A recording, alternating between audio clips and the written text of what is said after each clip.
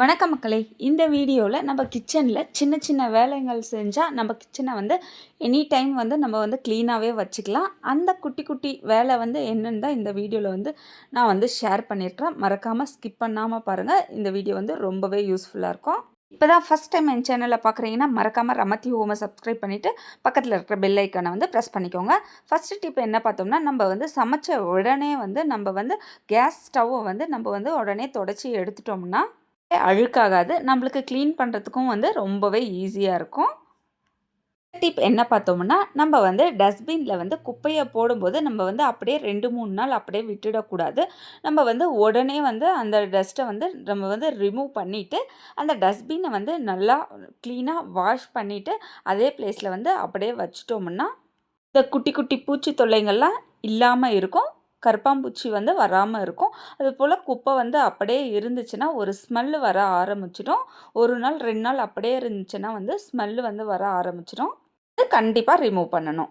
அடுத்த டிப் என்ன பார்த்தோம்னா, நம்ம பாத்திரம் எல்லாம் அப்போ தான் நம்ம வாஷ் பண்ணிவிட்டு க்ளீனாக இருக்கும். சரி உடனே நம்ம ஒரு கப் காஃபி குடிக்கலாம், இல்லை கொஞ்சம் சாப்பாடு சாப்பிட்லாம் அப்படின்னு சொல்லிட்டு நம்ம சாப்பிட்டு அந்த பாத்திரத்தை நம்ம சிங்கில் அப்படியே போட்டு விட்டுறக்கூடாது. அது போல் போட்டு விட்டோம்னா அதுக்கப்புறம் பாத்திரம் நிறையவே சேர்ந்துடும்.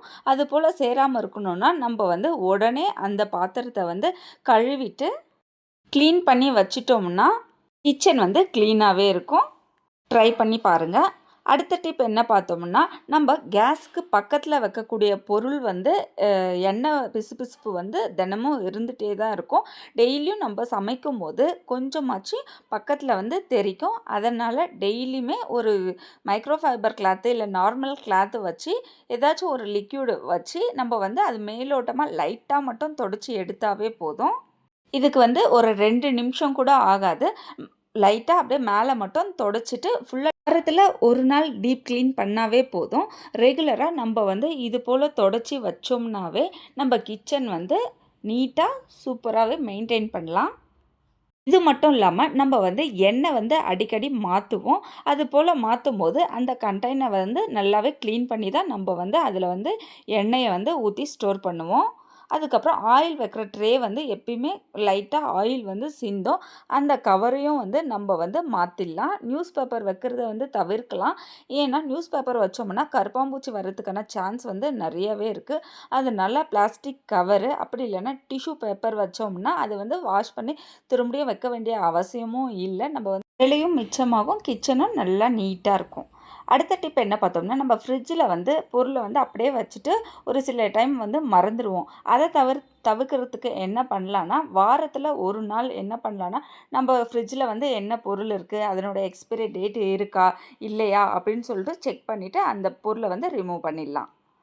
அடுத்த டிப் என்ன பார்த்தோம்னா, நம்ம கிச்சனில் பாத்திரம் எல்லாம் கழுவி முடிச்சுட்டு அதுக்கப்புறம் அந்த ஃப்ளோரை டெய்லியுமே பெருக்க செய்வோம் கண்டிப்பாக.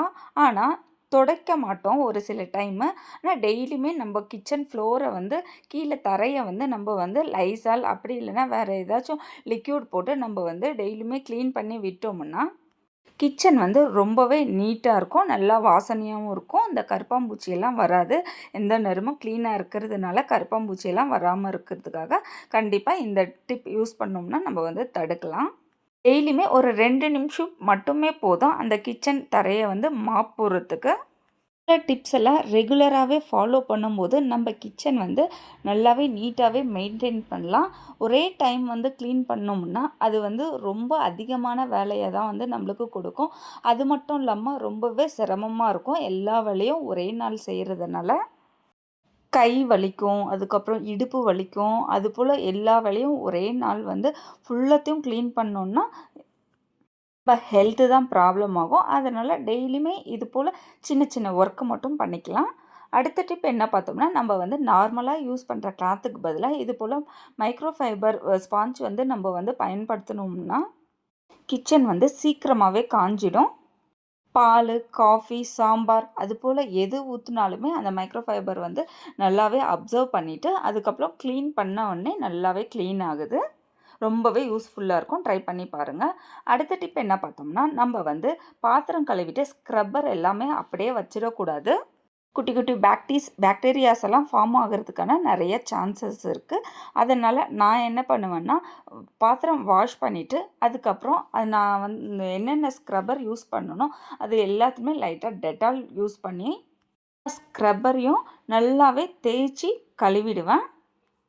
நல்லா தேய்ச்சி கழுவிட்டோம்னா அடுத்த முறை யூஸ் பண்ணும்போது வந்து நல்லா ஃப்ரெஷ்ஷாக இருக்கும். நம்ம வந்து எடுத்து யூஸ் பண்ணுறதுக்கு வந்து ரொம்பவே நல்லாயிருக்கும். அப்படி இல்லைன்னா நமக்கு வந்து டைம் இருக்கும்போது வாரத்தில் ஒரு நாள், அப்படி இல்லைன்னா ஒரு 7 நாளைக்கு ஒரு நாள், 10 நாளைக்கு ஒரு நாள் ஹாட் வாட்டரில் வந்து இந்த ஸ்க்ரப்பர் எல்லாத்தையும் போட்டு நல்லா வாஷ் பண்ணி எடுத்தோம்னா இன்னமும் க்ளீனாக இருக்கும். இன்னமும் நீட்டாக மெயின்டைன் பண்ணலாம். அடுத்த டிப் என்ன பார்த்தோம்னா, நைட்டில் வந்து தூங்குறதுக்கு முன்னாடி நம்ம வந்து எல்லா பாத்திரமும் வந்து கழுவிட்டு படுக்கணும். வந்து ரொம்பவே யூஸ்ஃபுல்லாக இருக்குது. காலையில் வந்து பசங்க வந்து சீக்கிரமாக ஸ்கூல் போகிறதுக்கு வந்து நம்ம வந்து அவசர அவசரமாக வந்து கழுவிட்டு இது பண்ணுறத விட நம்ம வந்து நைட்டே ஃப்ரீயாக கழுவிட்டு படுத்தோம்னா மார்னிங் வந்து சமைக்கிறதுக்கு வந்து ரொம்பவே ஈஸியாக இருக்குது. மைண்டு ஃப்ரீயாக இருக்குது. பாத்திரம் இருக்கே கழுவணும் அது போல் ஒரு டென்ஷன் வந்து இல்லவே இல்லை. நைட்டு வந்து தொடச்சிட்டு கருப்பாம்பூச்சி வராமல் இருக்க சாக் கூட போட்டு படுத்தோம்னா ரொம்பவே ஈஸியாக இருக்கும். பண்ணி பாருங்கள். ட்ரை பண்ணி பார்த்துட்டு எப்படி இருந்துச்சுன்னு கமெண்ட் பண்ணுங்கள். அடுத்து வந்து நம்ம வந்து பாத்திரம் எல்லாம் வாஷ் பண்ணிவிட்டு உடனே நம்ம என்ன பண்ணணும்னா, நம்ம வந்து அந்த பழுப்பை வந்து நம்ம வந்து க்ளீன் பண்ணிடணும். இது போல் நார்மல் சோப்லேயே வந்து நம்ம வந்து வாஷ் பண்ணிடலாம். அதுக்கப்புறம் வாரத்தில் ஒரு நாள் என்ன பண்ணலான்னா, கோல்கேட் பேஸ்ட் இருக்குது இல்லைங்களா, அதை வந்து நம்ம வந்து அப்ளை பண்ணிட்டு க்ளீன் பண்ணிட்டோம்னா சூப்பராக பளிச்சுன்னு விட்டுடும். அந்த உப்பு கரை எல்லாம் இல்லாமலே போயிடும். அடுத்து வந்து நம்ம வந்து ரெகுலராக யூஸ் பண்ணக்கூடிய கட்டரு, அப்படி இல்லைன்னா சப்பாத்தி தேய்க்கிற கட்டை, அது எல்லாம் வந்து அப்படியே வாஷ் பண்ணிவிட்டு வச்சோம்னா அங்கங்கே வெள்ளை வெள்ளையாக இருக்கிற மாதிரி இருக்கும். அதுக்கு வந்து வாரத்தில் ஒரு முறை நம்ம காய் கட் பண்ணுற வந்து கட்டரில் வந்து சோடா மாவு, லெமனும் வந்து பிழிஞ்சு விட்டுட்டு அதை ஃபுல்லாகவே ஒரு 2 நிமிஷம் போல் அப்படியே ஸ்க்ரப் பண்ணிகிட்டு இருந்தோம்னா அதனுடைய கலரே வந்து நல்லாவே சேஞ்ச் ஆகிடும். அதில் இருக்கிற அழுக்கு வந்து கண்ணுக்கு தெரியாத இருக்கிற அழுக்கு வந்து எல்லாமே வந்து ரிமூவ் ஆகிட்டு சூப்பராக பளிச்சுன்னு ஆகிடும். ரொம்பவே யூஸ்ஃபுல்லாக இருக்கும். ட்ரை பண்ணி பாருங்கள்.